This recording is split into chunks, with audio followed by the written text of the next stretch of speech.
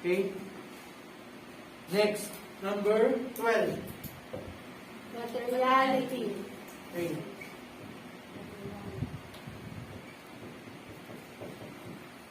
From the word material. Pag sinabi kasi na material, it can affect the decision.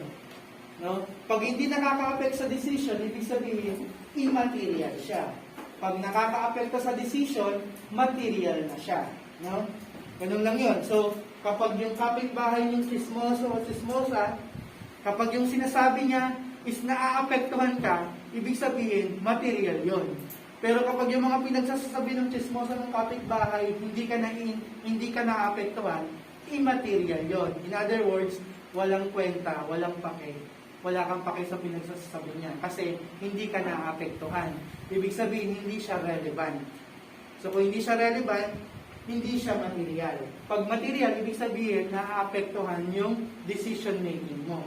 Okay? Ganun lang ibig sabihin ng materiality. From the word material. Ibig sabihin, nakaka-apekto sa decision making mo. No? Example, bigyan ko kayo ng example na pang-accounting. Balik tayo sa vape shop. Sa vape shop, magkano yung isang, paano ba tawag yung isang box? Disposable po. Disposable is 400 po sa akin. That's Yung isang box mo na magkano yung total na? 4,000. 4,000. No? Yung 4,000 na yung class, pag nabasag ba yun? Assuming lang nabasag or what, or nasira. Assuming nga nasira. Sa inyo ba, kung halimbawa ako yung nag-deliver, or hindi naman, kung ako lang yung parang distributor, nasira ko yun. Pero, hindi, baliktad. Nasira anong delivery po? Hindi, mas maganda na lang kung galing sa inyo kasi kayo yung business owner. So, halimbawa kayo na lang, mishandle nyo. Deliver sa inyo. Parang gano'n. Pero sila na, kung baga wala na ako, na-deliver ko na eh. Good condition. So, natanggap na nila. Pero, for some reason, baka may nasabi doon or may pusa doon, nagkaroon ng, hindi siya defect. Natapon or nabasag.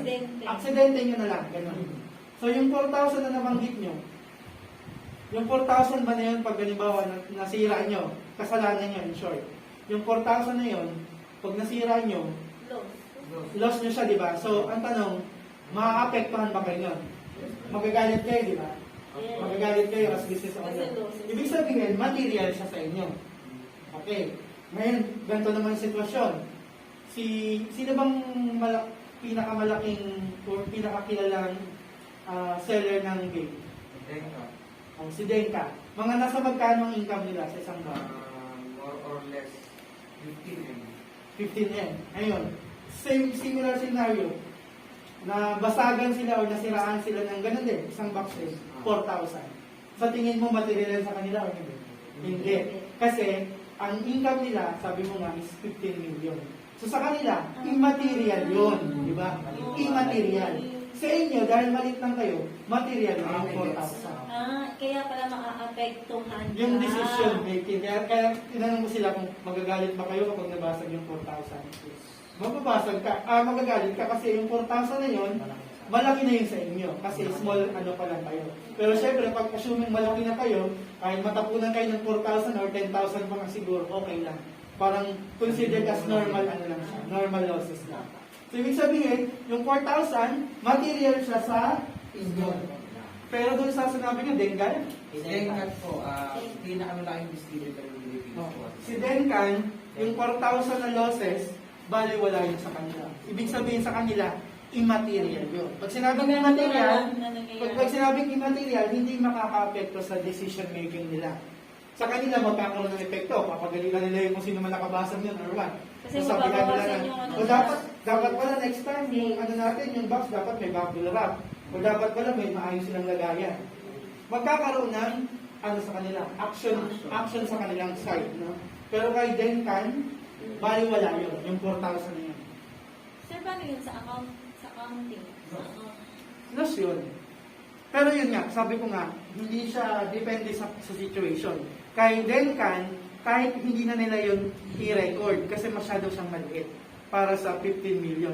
Pero sa case nila, since small ano pa lang sila, business, kailangan siyang i-record as losses.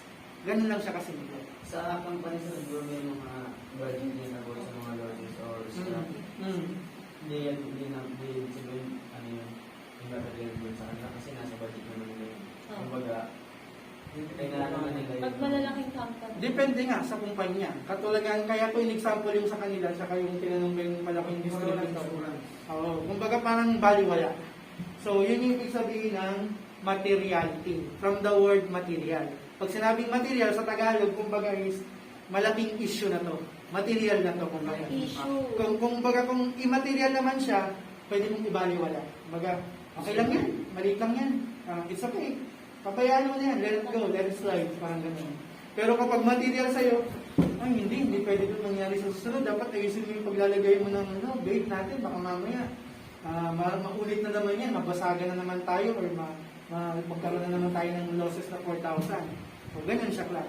Material na siya. Okay? Nasusundan, class? Sir, paano daw papasok sa isang accountant yun? Yung alin? Material. Losses. Debit losses. Tapos credit inventory kasi nawala yung inventory. Diba nasira na? So, wala nang value siya. So, i-credit mo yung inventory. Pero mamaya, sa susunod na topic na natin yung mga debit credit kasi iba pa ano yun, mas malalim yun. Losses na lang yung pinaka. Oh, losses. Inventory loss. Or impairment loss. Depende. Okay. Last item na ba yun? Yes. Okay. So, tandaan mo ba sa 12 accounting principles. Okay, sabay-sabay tayo. From number 1. Cost, time period principle, full disclosure, monetary unit, economic entity, matching principles, revenue recognition, going concern, consistency, actual, conservative. Yan yung 12 accounting principles. Tandaan nyo rin yung class. Ilalagay ko yan as enumeration. So, kailangan nyo siyang i-memorize. Kayo dyan sa online class, i-memorize nyo itong accounting principles, 12, 12 accounting principles. Yung iba, hindi talaga siya principles, kundi more of assumptions, no? But for discussion purposes, sinasabay ko na lang siya as accounting principles. Pero yung iba dyan is technically just an accounting assumption. Okay? Okay ba? Sunod na lang siya. Okay pa ba yung memory?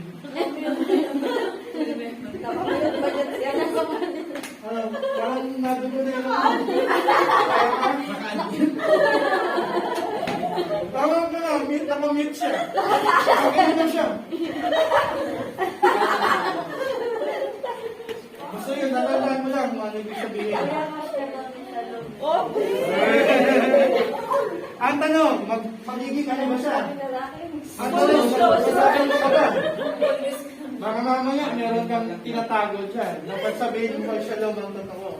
Full Sir, disclosure. parehas kami ng bet. Ang parehas kayo ng bet.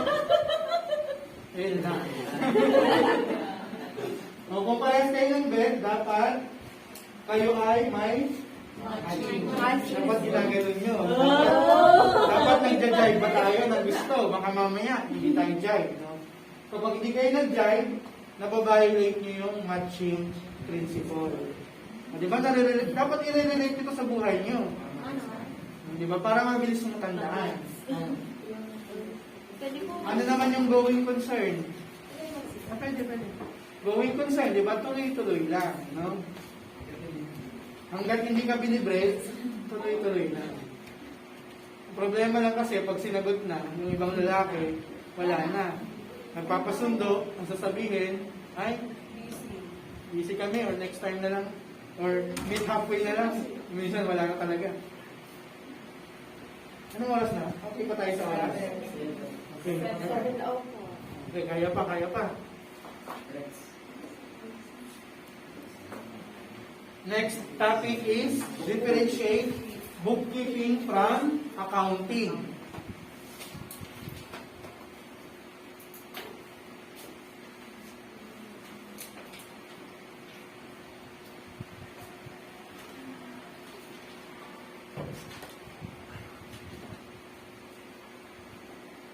Ibig sabihin ng class, ano bang difference ng bookkeeping sa accounting?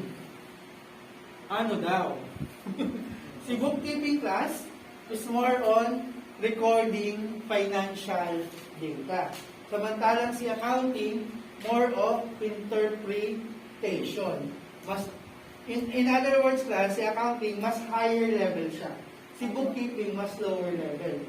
Of course, syempre, kung higher level ang ginagawa mo, dapat lang, mas malaki ang sweldo mo.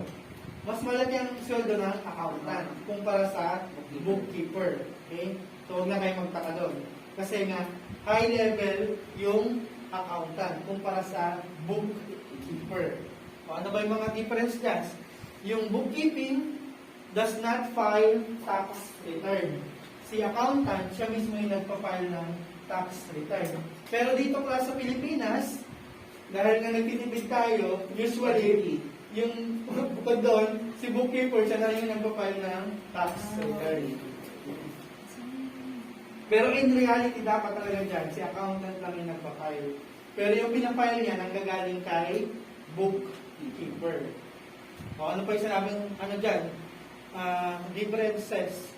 Si bookkeeper, nagpe-prepare ng financial statements. Si accountant, siya yung nagre-review. Okay? Si bookkeeper, siya yung gumagawa. Pero yung nagre-review ng gawa niya, si accountant. Okay? Yan yung difference ng dalawa.